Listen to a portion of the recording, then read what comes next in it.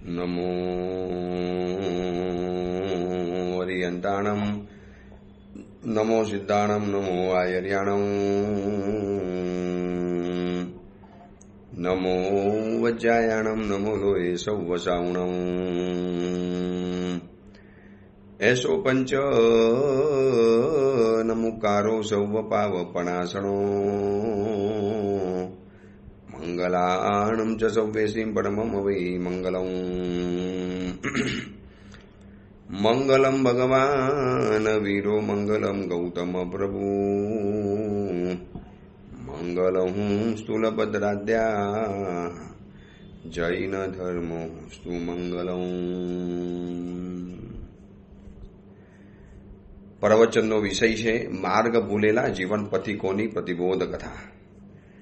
આજથી 1245 પૂર્વે બનેલો અને 4 પ્રસ્તાવ 17,000 શ્લોકોની અંદરમાં ફેલાયેલો આ કુંવલઈમાલા નામનો ગ્રંથ એક રસ્તા ઉપર ભૂલા પડેલા કેટલાક માણસો ભટકતા હોય, એ માણસોનું ટોળું ઘડીકમાં આમ તરફ જાય, ઘડીકમાં આમ તરફ જાય, ઘડીકમાં પેલી તરફ જાય, ઘડીકમાં વચ્ચે આવીને ઉભા રહી જાય, વળી પાછા જ્યાંથી ગયેલા ત્યાં જ વળી પાછા આવી જાય. અને એ લોકોની આવી વિચિત્ર પરિસ્થિતિને જોયા પછી કોઈ એક સજ્જન અને દયાળુ માણસને દયા આવી અને એમને પૂછ્યું કે ભાઈ શું થાય છે તમને? તમે ઘડીકમાં આ બાજુ ગયા, વળી પાછા આવ્યા, વળી પાછી બીજી દિશાની અંદરમાં ગયા, પાછા આવ્યા, વળી પાછા આગળ ગયા, પાછા આવ્યા. તમારા ચહેરા ઉપરનો થાક, કંટાળો, ઉદ્વેગ, તમારા ચહેરા ઉપરની જે વિમાસન, મૂંઝવણ, ચિંતા શું છે? શું તકલીફ છે કાંઈ? અને એ વખતે એનો એક મુખ્ય માણસ એમ કે સાહેબ રસ્તો ભૂલી પડ્યા છીએ, ખબર નથી પડતી, જે પણ જગ્યાની અંદરમાં જઈને વળી પાછા આવીએ છીએ કંઈ સમજાતું નથી કે અમે ક્યાં ફસાઈ ગયા છીએ. અમારી પાસે જવાનું એડ્રેસ નથી, અમારી પાસે કોઈ ચીજ નથી, અને અમારો કોઈ રાહબર પણ નથી, અમારી પાસે કોઈ એવો ગૂગલ મેપ પણ નથી, અમારી પાસે કોઈક એવા દિશા શોધક યંત્રો પણ નથી, અમારી પાસે કોઈ મેપ નથી, નકશો નથી. તો અમારે કેવી રીતે અમારા ડેસ્ટિનેશન સુધી પહોંચવું? અને એ પરોપકારી ભલો માણસ એ માણસોને મહેનત કરીને આગળ પાછળ કરીને કોઈ પણ રીતે જાણી અને એ વ્યક્તિને એની સાચી જગ્યાની અંદરમાં જ્યારે પહોંચાડે ત્યારે સાચું કહેજો, એ પહોંચેલી વ્યક્તિઓ આ દયાળુ, ઉદાર અને પરોપકારી માણસના પગ પકડીને કેટલો આભાર માને, કેટલો આભાર. સાહેબ અમે તો કેટલાય વખતથી ભૂલા ભટકતા હતા, અમે અમારી મૂળ જગ્યાએથી કાંઈ ખોવાઈ ગયેલા હતા, ભટકી ગયેલા હતા. સાહેબ કયા શબ્દોની અંદરમાં આપનો આભાર માનીએ કે આપે અમને આ જગ્યાએ પહોંચાડ્યા. સેમ આપણી ઉપર ઉપકાર કરે છે આ કુંવલઈમાલા નામનો ગ્રંથ. આપણે પણ ભૂલા ભટકતા છીએ. તિર્યજ ગતિની અંદરમાં ગયા, વળી પાછા આવ્યા, નરક ગતિની અંદરમાં ગયા, ત્યાંથી પાછા આવ્યા. 4 ગતિના આ ભટકાવની અંદરમાં આપણે ગોળ પ્રદક્ષિણા આપતા જઈએ છીએ, ફર્યા કરીએ છીએ.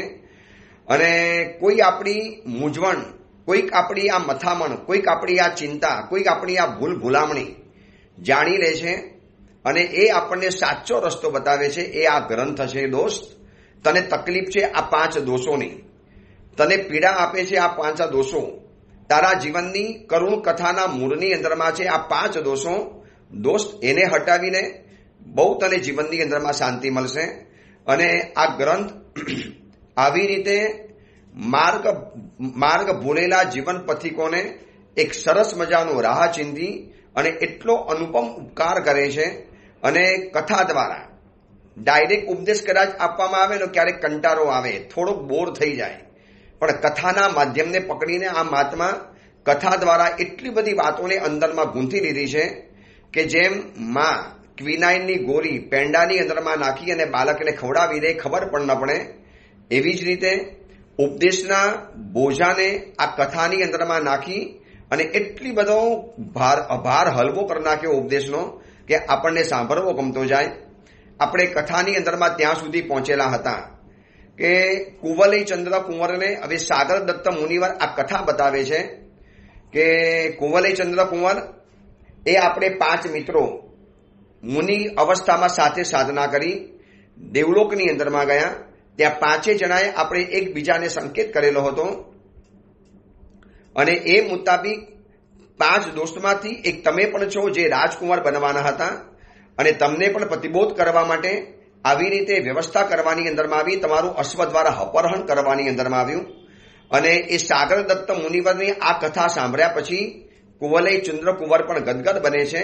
અને કુવલય ચંદ્રકુંવરને સાગર દત્ત મુનિવર પોતાના પ્રતિબોધની કથા બતાવે છે. હું કેવી રીતે પ્રતિબોધ પામ્યો, કેવી રીતે મારા જીવનની આંખો ખુલી, કેવી રીતે મને જીવનની અંદરમાં સાચી સમજણ મળી, કેવી રીતે મને જીવનની અંદરમાં આ સાચો માર્ગ મળ્યો. હું પણ ભૂલો ભટકેલો હતો, હું પણ માર્ગ ભૂલેલો પથિક હતો. અને એક વ્યક્તિ મારી પાસે આવી અને મને અહીંયા સુધી પહોંચાડી, જે આપણે ગયા ભવની અંદરમાં દેવલોકની અંદરમાં દેવતાઓ દ્વારા આપણે એકબીજાએ પરસ્પર સંકેત અને નિર્ણય અને નક્કી કરેલું હતું. અને સાગર દત્ત મુનિવર પોતાની કથા આગળ બતાવે છે, પોતાની સંસારની કથા, કે એ જંગલની અંદરમાં ભૂલો ભટક્યો, એકલો હતો. મારું સપનું હતું કે 1 વર્ષની અંદરમાં 7 કરોડ રૂપિયા કમાઈને પાછો આવીશ. પૈસા તો કમાવાના દૂર રહ્યા, કમાઈ લીધેલા હતા. યવન દ્વીપથી પાછા ફરતા વાહન તૂટી પડ્યા, ભૂકે ભૂક્કા થઈ ગયા. એક કોઠીના સહારે કિનારે પહોંચ્યો અને ચંદ્રદ્વીપના કિનારા દરિયાના કિનારે ભૂલો ભડક્યો, ભૂખ્યો, પ્યાસો, એકલો, અટુલો, આમ ભૂતની જેમ રખડું છું. મારા શરીર ઉપર પણ ઘા વગેરે પડેલા હતા જલચર જીવોના. અને ત્યાં રાતના સમયની અંદરમાં એક કરુણ અવાજ સ્ત્રીનો રડવાનો આવ્યો. આ ભયંકર જંગલ, માનવ વગરનું આ જંગલ, માનવહીન આ જંગલ, અને એમાં કોઈ પુરુષ પણ જોવા માટે ન મળે. એમાં આ સ્ત્રી આવી અબલા, અને એ વળી પાછી રાતના રડે છે. ચોક્કસ કંઈક તો છે. હવે મનની અંદરમાં ઘણા બધા વિચારો આવે ને. કોઈ કદાચ આ જંગલનો અધિષ્ઠાયક દેવ મારી પરીક્ષા કરવા માટે, મને તંગ કરવા માટે, મને પરેશાન કરવા માટે, મને હેરાન કરવા માટે કોઈ પણ કારણસર આ કંઈક માયાજાલ તો નથી ને. પણ નહીં, સ્ત્રીનો જે રડવાનો કરુણ અવાજ એ મારાથી રહેવાયું નહીં. એટલે હું ધીરે ધીરે એ સ્ત્રીના રડવાના અવાજની નજીકમાં પહોંચ્યો. ચંદ્રની ચાંદનીની અંદરમાં જોયું અને હું આશ્ચર્યના સાગરની અંદરમાં ગરકાવ બની ગયો. રૂપની અંબાર, એટલું ચાંદનીના ચમકારાની અંદરમાં, ચાંદનીની અંદરમાં એનો ચહેરો એવો ચમકતો હતો કે એમ લાગતું હતું કે આકાશમાં રહેલો ચંદ્ર છે કે આ ચંદ્ર સાચો છે. એટલું બધું ગૌરવાણ, એટલું બધું અદ્ભુત સૌંદર્ય, એટલું બધું સુંદર રૂપ. અને એવી યુવાન સ્ત્રી રડે છે અને ઝાડ ઉપર ગરાની અંદરમાં ફાંસો નાખવાની તૈયારી કરે છે. અને એટલો શબ્દ બોલે છે કે બસ મુझे आने वाले भव में भी ऐसा मत हो, मेरे साथ ऐसा नहीं होना चाहिए. क्यों मेरे साथ ऐसा हुआ? मैंने क्या बिगाड़ा था कुदरत आपका? मैंने क्या बिगाड़ा? मेरे माता पिता चले गए, गांव चला गया, अकेली रह गई. जी जो मुझे लेकर आया था वो भी चला गया और मैं अकेली रह गई. अब मरने के अलावा मेरे पास कोई रास्ता नहीं है. बस हे दिशाओं, हे सूरज चंद्र, हे परमात्मा, એ આ ધરતીના જેટલા પણ દેવો છે, દેવતાઓ છે, આ જંગલના જેટલા પણ યક્ષ કિન્નર છે, આ બધાને હાથ જોડીને કહું છું, એવમમાં હોતું, મને આવું ફરી વખત ન થવું જોઈએ. બસ મને આવું જીવનમાં નહીં કરતા. અને આમ બોલી અને ગળાની અંદરમાં ફાંસો નાખીને જ્યાં પોતાની જાતને લબડાવવા જાય છે ને, ત્યાં સીધો જ લપકીને ભાગ્યો.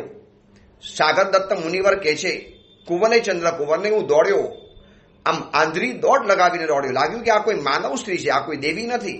કોઈ દેવી આવી રીતે આપઘાત ન કરે.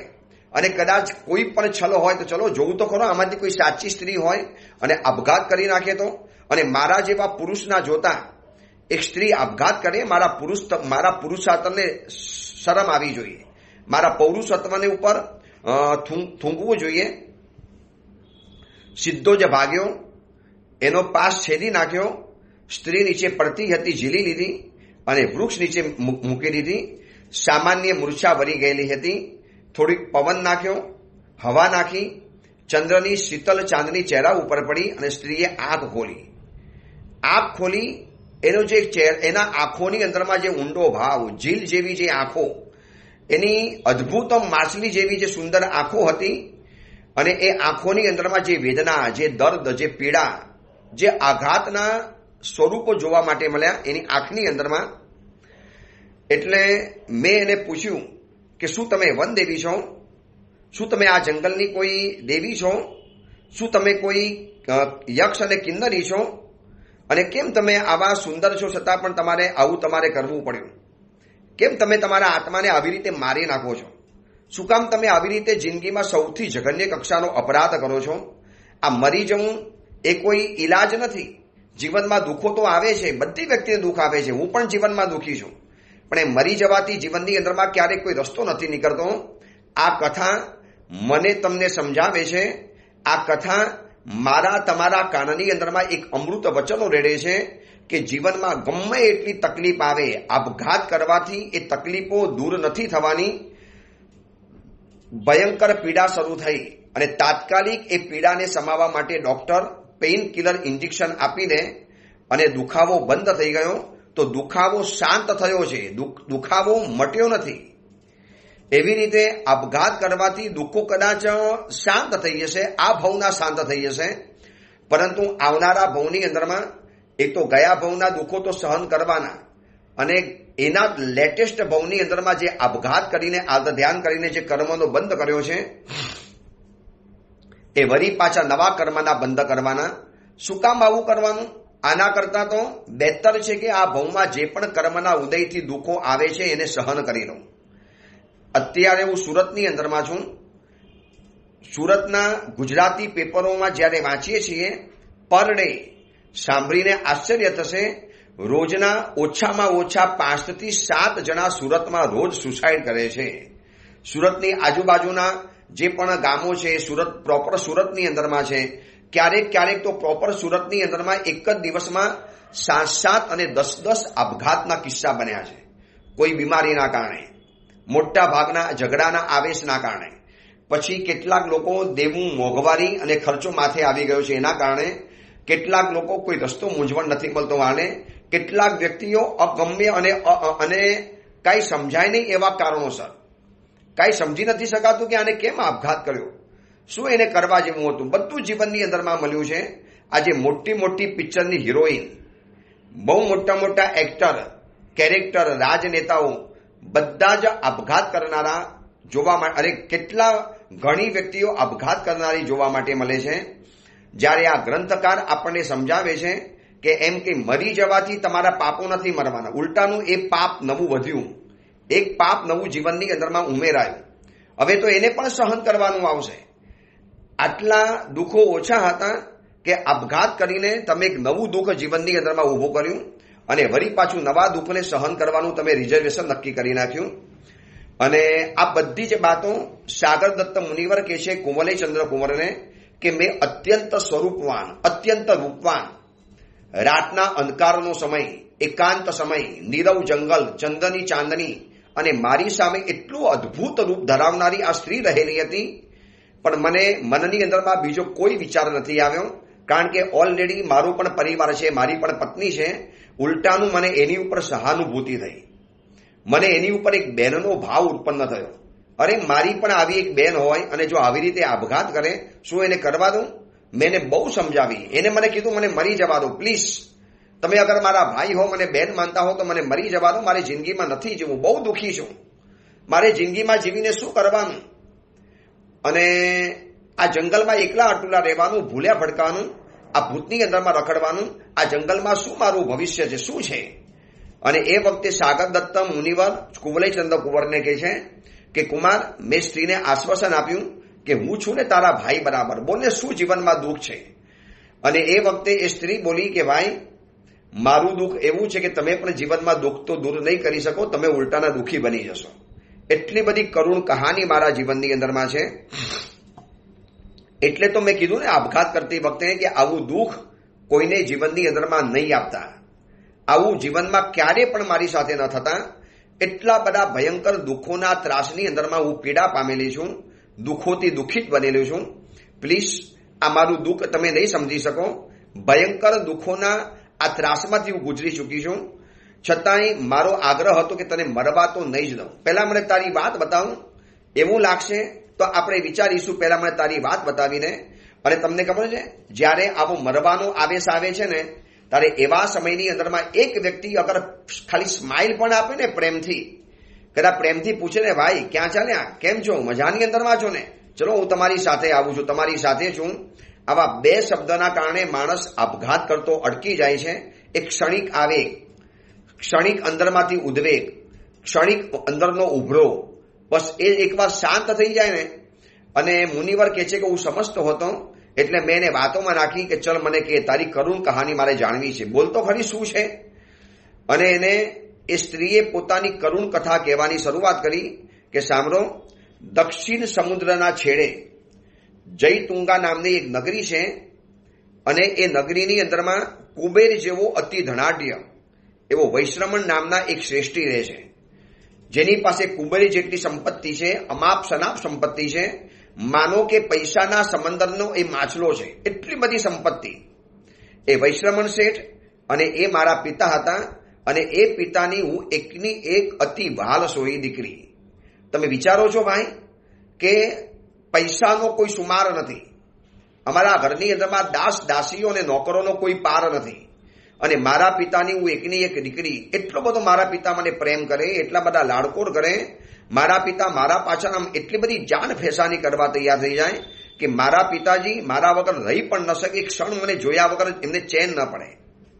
અને એટલી મોટી મસ્ત હવેલી, સખીઓની સાથે પરિવરેલી હો, મારે એક પણ કામ નહીં કરવાનું, ચારેકોર નોકર અને ચાકર અને સખીઓથી પરિવરેલી હોય. એમાં એક દિવસ ગરમીના દિવસો રહેલા હતા, એટલે અમારી જે 8 માળની જે હવેલી હતી, એ હવેલીના ઉપરના ટેરેસના ભાગની અંદરમાં, ઉપરના અગાસીના ભાગની અંદરમાં મારો જે વાસભવન હતો, એની સૌથી ઉપરની માર ઉપર, અગાસી ઉપર, સોનાની સૈયા ઉપર રાતના સૂતેલી હતી. મારી આજુબાજુની અંદરમાં મારી સખીઓ, મારી સેવિકાઓ પણ સૂતેલી હતી, અને મસૂર સૈયા, ઠંડી હવા આવતી હતી, અને એટલી સરસ મજાની ગાઢ નિંદ્રા આવી ગઈ હતી. પરંતુ બસ એ જ મારા જીવનનો સૌથી દુઃખદાયક બનાવ. અને મેં જ્યારે આંખ ખોલી ત્યારે અચાનક મને પંખીઓના અવાજ દેખાયા, જંગલી જાનવરોના અવાજ દેખાયા, આજુબાજુની અંદરમાં ઝાડવા દેખાયા, આજુબાજુની અંદરમાં આ જંગલ દેખાયું, આજુબાજુની અંદરમાં દરિયાનો ઘોઘવાટો સંભળાયો. આ જંગલની અંદરમાં અચાનક મેં મારી જાતને જોઈ. એટલે પહેલા તો હું સાચું ના માની શકી, હું જીવી છું કે મરી છું, શું મરી ગઈ અને મારો નવો જન્મ થઈ ગયો? એક સેકન્ડ માટે તો હતપ્રભ થઈ ગઈ, બુદ્ધિ બેર મારી ગઈ, જાણે કે કોઈ આમ 50 તમાચા ઠોકી દીધા હોય અને મગજ કેવું બેર મારી જાય. મેં આંખ ખોલી, મારી જાતને મેં થપ્પડ મારી, જાગ્યું કે નહીં, હું જીવું છું, હું એ જ છું, હું બદલાઈ નથી. તો ક્યાં મારી 8 માળની હવેલી, મારી સેવિકાઓ ક્યાં, મારી પરિચારિકાઓ ક્યાં, મારો એ સોનાનો પલંગ ક્યાં, સોનાની સૈયા ક્યાં, ઉપર મસરું ઓઢવાનું ક્યાં, અને આ જંગલમાં કેવી રીતે આવી ગઈ? અને અચાનક હું રડવા માંડી. સાગર દત્ત મુનિવર કુવલયચંદ્ર કુંવરને કહે છે કે એ કન્યાને મેં જ્યારે એની આપવીતી પૂછી, મેં એની કથા પૂછી, અને દીકરી કહે છે કે આ ભયંકર જંગલમાં મેં મારી જાતને જ્યારે એકલી જોઈને, અને હું તો ડરી ગઈ. મને થયું કે મરી ગયા, શું થયું અચાનક? આ જંગલમાં મને કોણ લઈ આવ્યું? આ જંગલમાં હું કેવી રીતે આવી ગઈ? અને ભયનો આવેશ, એટલો બધો ડર, અને હું રડવા માંડી. અને એ વખતે બોલું છું, હે પિતા, શું આપે પણ મને ન બચાવી? હે માં, તમે તો મારા વગર અડધા હતા, તો તમારી દીકરી આ જંગલમાં આવી ગઈ, તમને ખબર પણ ન પડી? પિતાજી, તમે તો મારા વગર રહી નતા શકતા, તમે તો મારા મુખ કમલને જોયા વગર તમે ક્યારે ભોજન નતા કરતા. તો પિતાજી, હું તો અહીંયા છું, આપ સવારે કેવી રીતે જીવશો મારા વગર? અને આપે મને કેવી રીતે આવવાની હતી? કાંઈ નથી સમજાતું કે મને કોણ લઈ આવ્યું, હવે મારું કોણ? આ જંગલમાં મારું કોણ શરણ? અને હું નિરાધાર બની, આધારહીન બની, અને એટલી બધી રડવા માંડી કે મને મારો હાથ કોણ પકડશે? મારે કોના શરણે જવાનું? મારે કોને પૂછવાનું? કોઈ છે આ જંગલમાં? મારે કોને પૂછવાનું? અને અચાનક મારી સમક્ષ એક રૂપના અંબાર સમાન દેવકુમાર જેવો એક યુવક મારી સામે આવી ગયો, અને આવીને હાથ જોડીને કહે છે કે દેવી, મને માફ કરો, હું તમારો અપરાધી છું, પણ ચિંતા નહીં કરતા, મેં તમારા ઘરની અગાસીમાંથી મેં તમારું અપહરણ કરીને હું જ અહીંયા લઈ આવ્યો છું. અને એ સાંભળ્યા પછી હું ચોંકી ગઈ, ડર પણ લાગ્યો કે આ પુરુષ કોણા છે, મને કેમ ઉપાડીને લઈ આવ્યો છે? પરંતુ એ પુરુષની શાલીનતા, સજ્જનતા, એ પુરુષે મને દૂરથી કીધું કે મને માફ કરજો દેવી, બસ હું તમને જોતાની સાથે તમારા પ્રેમમાં પડી ગયો છું. તમે તમારા ઘરની અગાસી ઉપર સૂતેલા હતા, અને તમને જે રીતે જોયા આ ચાંદનીના અજવાળાની અંદરમાં તમારું અપ્રતિમ રૂપ, તમારું અપ્રતિમ સૌંદર્ય, તમારા શરીરના એક એક અણમોલ વરાંક, તમારા શરીરના એક એક અંગ ઉપાંગ ખરેખર હું પાગલ બની ગયો. દેવી, તમને સાચું કહું, હું તમને ઉપાડીને લાવ્યો છું, પણ મારી ઉપર વિશ્વાસ રાખો, હું તમારા ચરણોમાં આ દુનિયાના બધા જ સુખોને હાજર કરીશ. ખાલી કહેવા માટે નથી કહેતો. તમે જાણો છો હું કોણ છું? તમને પહેલા મારો પરિચય બતાવી દઉં. હું વિદ્યાધરોની દુનિયાનો વૈટાઢ્ય પર્વતના શિખર ઉપર, તમને કદાચ ખબર હશે કે બહુ મોટા વિદ્યાધરો રહે છે, મહાબલવાન છે. દેવતાઓ પણ અમારાથી ડરતા હોય છે. દેવતાઓ પણ અમારા સમાન બનવા માટે માંગતા હોય છે. અને વૈટાઢ્ય પર્વતના શિખર ઉપર રહેનારો હું બલવાન વિદ્યાધર છું. મારી પાસે અવનવી વિદ્યાઓ છે. મારી પાસે લોકોને આશ્ચર્ય થાય એવી સંપત્તિ પણ છે.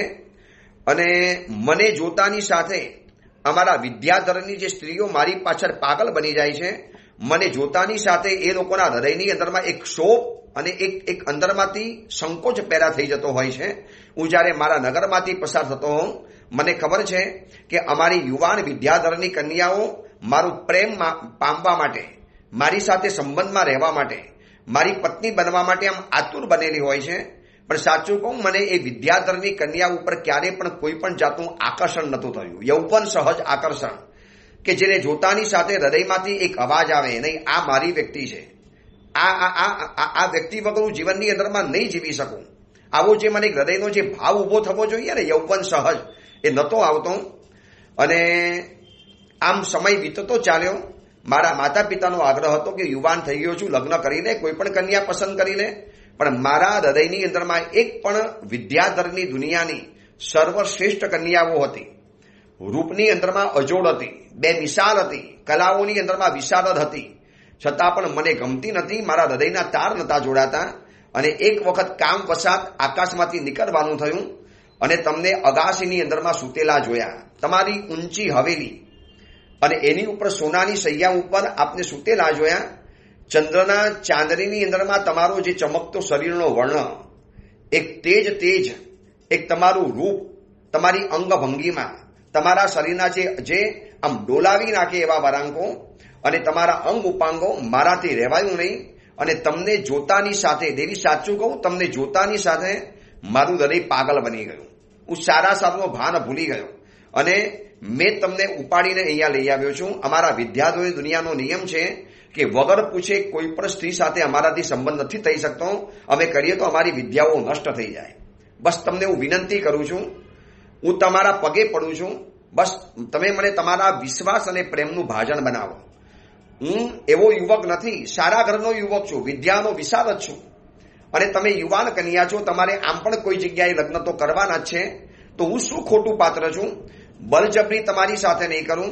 કદાચ તમે ના પાડશો, ઘસીને ના પાડશો, તો એક વખત પાછો પણ મૂકી આવીશ તમારા પિતાજીની પાસે. પણ પ્લીઝ મારી આટલી વાત માનો, મારા પ્રેમને સ્વીકારો. અને સાગર દત્ત મુનિવર કુંવલચંદ્ર કુંવરને કહે છે કે એ સ્ત્રીએ જે રીતે વર્ણન કર્યું કે વિદ્યાધરોનો દેવકુમાર સમાન, વિદ્યાઓમાં વિશારદ એ યુવક, જે રીતે એ સ્ત્રીના ચરણોની અંદરમાં ઢળીને એની પાસે જે આજની ભાષામાં એક પ્રપોઝ કહેવાય, જે એની સામે કર્યું ને, એટલે પેલી શ્રેષ્ઠીની કન્યા એને વિચાર કર્યો કે હવે આ કે છે, શું હશે કે નહીં હોય મને ખબર નથી, પરંતુ એના ચહેરાની રેખાઓ, એની આંખોની સચ્ચાઈ, કોઈ પણ સ્ત્રી, કોઈ પણ પુરુષની આંખની સચ્ચાઈને વાંચી શકતી હોય છે. એને આંખ દ્વારા ખબર પડી જાય કે આ વ્યક્તિ સાચો છે કે ખોટો રહેલો છે. અને આ સાંભળ્યા પછી મને પણ મનમાં એવો વિચાર આવ્યો કે હું તો હજી કન્યા છું, હજી સુધી મારા લગ્ન કોઈની સાથે થયા પણ નથી. અને મારી સખીઓ મને બહુ મજાકમાં કહેતી હતી કે તું એટલી બધી રૂપારી છે, એટલી બધી રૂપારી છે અને એટલી બધી વિશારદ છે કલાઓની અંદરમાં, જોજે તને કોઈ વિદ્યાધર ઉપાડી જવાનો, કોઈ વિદ્યાધર તારી ઉપર મોહિત બની જવાનું. જો તને કોઈ વિદ્યાધર જોવે ને તો હું પૂછતી હતી કોણ વિદ્યાધર, તો કે પંખીની જેમ આકાશમાં ઉડે, એની પાસે બહુ બધી વિદ્યાઓ હોય. અને હકીકતની અંદરમાં એક દેવકુમાર સમાન, એક સજ્જન, શાલીન અને યોગ્ય યુવક જ્યારે મારી પાસે આ માગણી કરે છે, મારો પ્રેમને ચાહે છે, મારી સાથે લગ્ન કરવા માટે માગે છે, તો આમ પણ મારે લગ્ન તો કોઈક જગ્યાએ કરવાના જ હતા. તો ધરતીના મનુષ્ય કરતા વિદ્યાધરનો યુવક જ્યારે મારી પાસે આટલો બધો ફિદા છે, આટલો બધો મારી ઉપર ખુશ છે, તો પછી લગ્ન તો કરવાના છે, આજે ને તો કાલે. ભલે ને લગ્ન કરી લઈશ, પછી એને કહીશ કે મને મારા પિતાને મલાવો અને પિતાજીના આશીર્વાદ લેવા માટે જવાનું છે. અને યુવક સારો છે, એવો ખરાબ નથી. નહીતર આ જંગલની અંદરમાં મારી સાથે કાંઈ પણ કરી શકતો હતો, બલજબરી કરી શકતો હતો. હું એક સ્ત્રી તરીકે કેટલો પ્રતિકાર કરી શકત, કેટલો સામનો કરત. થોડો કરીને કદાચ હું હારી જાત અને મારી ઉપર કશું પણ કરી શકત. બલાત્કારે મારા શરીરને ભોગવી પણ શકતો હતો. પણ એની સજ્જનતા, એની શાલીનતા, એના ચહેરાની સચ્ચાઈ અને વધુ તો એની આંખની જે સચ્ચાઈ જે પુરવાર કરી આપે છે. એટલે એ સાગરદત્ત મુનિવર કુવલચંદ્ર કુંવરને કહે છે કે કુંવર, એ સ્ત્રીએ મને કીધું કે મેં નીચી નજરે એ યુવકને કીધું, હવે તમે મને જ્યારે ઉપાડીને લાવ્યા છો, જ્યારે તમે મને પસંદ કરો જ છો, તો મેં પણ તમને પસંદ કર્યા છે. આપ પણ યોગ્ય છો, વિદ્યાધરના યુવક છો, સોહામણા છો, રૂપવાન છો, રૂપના અંબાર છો. અને આપ અગર મને ચાહતા હો તો આપને જેમ કરવું હોય તેમ ઠીક કરી શકો છો. અને આમ કહી અને મેં એને જ્યારે સંમતિ આપી કે ઠીક છે, લગ્ન આપણે હમણાં અહીંયા જ કરી લઈએ, ગંધર્વ વિવાહથી આપણે જોડાઈ જઈએ. અને એ યુવક લગ્નની જ્યારે તૈયારી શરૂ કરે છે, મારા મનની અંદરમાં અરબાનો ચાલતા હતા કે સખીઓ મજાક કરતી હતી, આજે મજાક તો સાચી થઈ ગઈ. અને લગ્નની તૈયારી ચાલે છે, આ બધું ચાલે છે. એટલામાં તીક્ષ્ણ ખડક ખેંચી અને બીજો કોઈક એવો ભયંકર ચહેરાવાળો વિદ્યાધર આવી ગયો. અને એને જોયા પછી હું ડરી ગઈ. વળી પાછું આ શું આવ્યું? અને એને જે હવે મારો પતિ થવાનો હતો એને મને લલકાર્યો.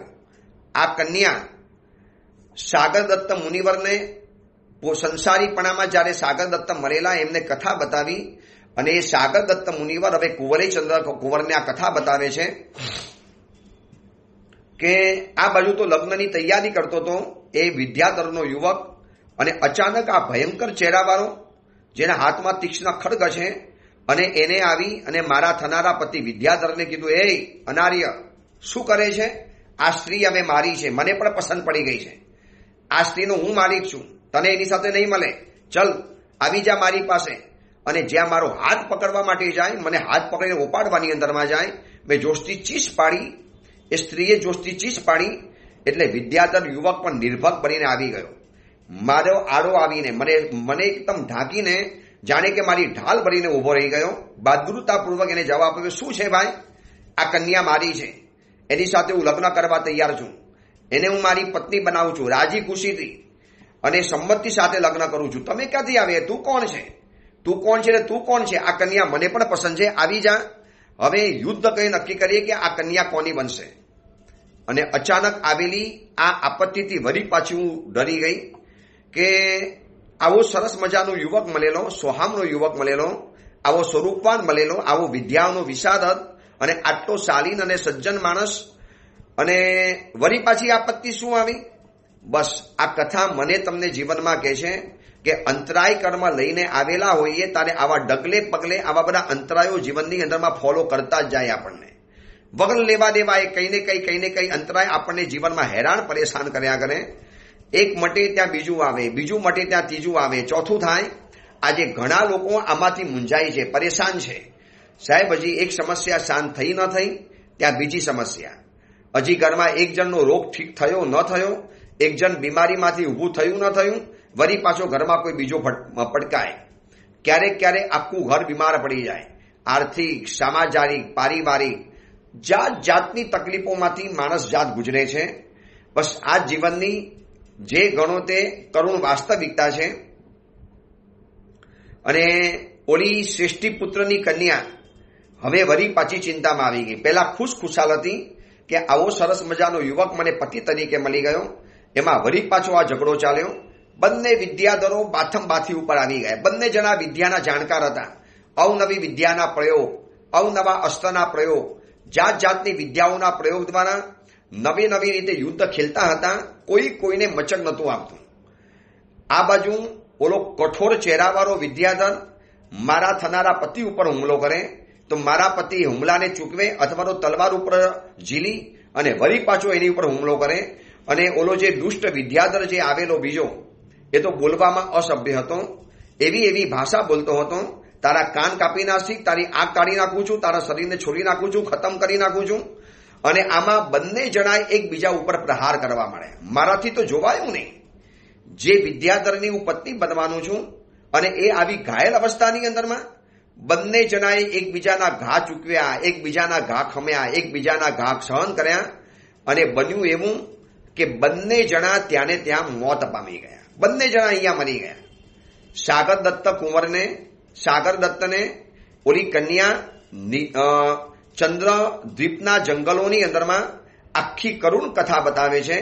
રાતનો નીરવ સન્નાટાનો સમય, દૂરથી દરિયાનો ઘોઘવાટો સંભળાય, જંગલી શ્વાપર પશુઓનો એક અવાજ અંદરમાંથી આવે. અને એ સમયની અંદરમાં આ કન્યા જ્યારે પોતાની કથા બતાવે છે કે શું તમને વાત કરું કે જેના ભરોસે હવે મેં જિંદગી જીવાય નક્કી કરેલી હતી, અને એ બંને જણા, અને એ પણ મારો વિદ્યાધર ગયો, અને જે દુષ્ટ આવ્યો તો એ પણ મરી ગયો. હવે મને આ જંગલમાંથી કોણ બહાર કાઢશે? ચલો, એક આશા હતી કે મારા પતિ વિદ્યાધર મને મારા પિતાજી પાસે લઈ જશે, પિતાજીને સમાચાર આપીશ અને પછી જઈશ વિદ્યાધર દુનિયાની અંદરમાં. એક બધા મનમાં કલ્પના અને કલ્પનાના મિનારા બની ગયા. ક્ષણની અંદરમાં બધું જ ધૂળ સાફ થઈ ગયું. જે માથા ઉપર પાણીથી ભરેલો ઘડો હોય, સરસ મજાનું મીઠું ઠંડુ પાણી ભરેલું હોય, અને અચાનક એક ભૂલ થઈ અને સીધો ઘડો માથા ઉપરથી ગબડી અને જમીન દોસ્ત થઈ ગયો. જમીન સાથે દોસ્તી બાંધી દીધી. હવે જેવો પડકાયો એટલે પાણી બધું બહાર ઢળી ગયું અને માટલાના ટુકડા થઈ ગયા. પાણી પાણીમાં ગયું અને માટી માટીની અંદરમાં ભરી ગઈ.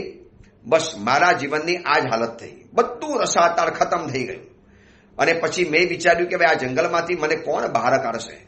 હું પહેલા તો કેટલાય દિવસો આ જંગલની અંદરમાં રખડી ભટકી, કોઈ માણસ મળી જાય, કોઈ વ્યક્તિ મળી જાય, પણ એક પણ વ્યક્તિ જોવા ના મળે. જંગલમાં એકલા અટોલા રહેવાનું. મારા જેવી આ સ્વરૂપવાન સ્ત્રી શું હાલત થશે મારી? અને હવે નક્કી કર્યું કે બસ મારે સુસાઇડ કરવું છે, મરી જવું છે. અને એ કરવા માટે મેં જ્યારે આ આપઘાત કરવાનો ફાંસો ફંદો તૈયાર કર્યો, અને એટલામાં તમે આવી ગયા. તમે મારી કથા જાણો છો કે બસ આ જ મારી કરુણ કથા છે. હવે મારે જીવીને શું કરવાનું? કોના માટે જીવવાનું? જેના માટે મેં ભરોસો રાખેલો તો લાશ ભરીને ખતમ થઈ ગયા. એ તો રામ શરણ થઈ ગયા. હવે મારું શું? મારે શું કરવાનું? અને એ વખતે સાગરદત્ત મુનિવર કહે છે કે સ્ત્રીની કરુણ કથા સાંભળ્યા પછી મારી પણ આંખો ભીની થઈ ગઈ કે આ અબરા સ્ત્રી કેવી તકલીફ, રૂપ એના જીવનમાં કેવી કરુણતા લઈને આવે છે. હવે આ કથા એક નવો વળાંક લે છે. સરસ મજાની વાત છે, પણ એ વાત આપણે આવતીકાલે નહીં જોઈ શકીએ, આગળ ઉપર જોવી પડશે.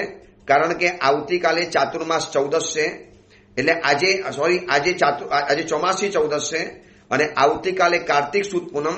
અને કાર્તિક સુદ પૂનમના દિવસે દર વખતની જેમ આ વખતે પણ શત્રુંજય તીર્થની ભાવયાત્રાનું આપણે પ્રવચન કરીશું. ઘેર બેઠા તમે પણ દૂર બેઠા છો, એમ હું પણ દૂર બેઠો છું. તમે તો કદાચ વર્ષે જતા હશો, મને તો પાલિતાણાના દર્શન થયા ને વર્ષોના વર્ષો નીકળી ગયા. આ વખતે ચાતુર્માસ પછી શંખેશ્વર અને ગિરનાર જવાનું નક્કી કર્યું છે. શંખેશ્વર પરમાત્માના સૌભાગ્યને થશે, દર્શન કરવાના સૌભાગ્ય મળશે 10 વર્ષે, અને ગિરનાર તીર્થને જુવારવા માટે મળશે 35 વર્ષથી પણ વધુ વર્ષો થઈ ગયા ગિરનારના દર્શન નથી કર્યા. તો આવતીકાલે કાર્તિક સુદ પૂનમ, ચાતુર્માસ પરિપૂર્ણ થશે, અને શત્રુંજય તીર્થની આપણે ભાવયાત્રા કરીશું. ચાતુર્માસ નિર્વિઘ્ન પરિપૂર્ણ થયું. કુવલય માલા ગ્રંથના પ્રવચનો આખા ચાતુર્માસ દરમિયાન ચાલ્યા. હજી પણ કદાચ લગભગ આખો શેષકાલ આની ઉપર નીકળી જશે. એટલી બધી અદ્ભુત કથાઓ, એ કથાના મોરલ્સ, એ કથાની અંદરમાં રહેલા ઉપદેશ, સંદેશાઓ, કથા આપણને શું કહેવા માટે માગે છે અને એમાંથી આપણે શું શીખવું છે, આ બધું પણ આપણે ચાલુ રાખીશું. તો આજે 14 અને આવતીકાલે કાર્તિક સુદ પૂનમ, શત્રુંજય તીર્થની ભાવયાત્રાનું પ્રવચન, અને એના પછી કાર્તકવદ એકમ, પૂજ્યપાદ ગચ્છાધિપતિ જયગુરુ સુરેશ્વરજી મહારાજ સાહેબની પુણ્યતિથિ. તો એમના નિમિત્તે એમના પણ ગુણાનુવાદ કરીશું. સાથે સાથે કુવલય માલા પ્રવચન ગ્રંથની પણ વાતો કરીશું. બસ એ જ મંગલ કામના, મંગલ ભાવના. જીનાગના વિરુદ્ધ કાંઈ પણ બોલાયું હોય તો મિચ્છામી દુક્કડમ.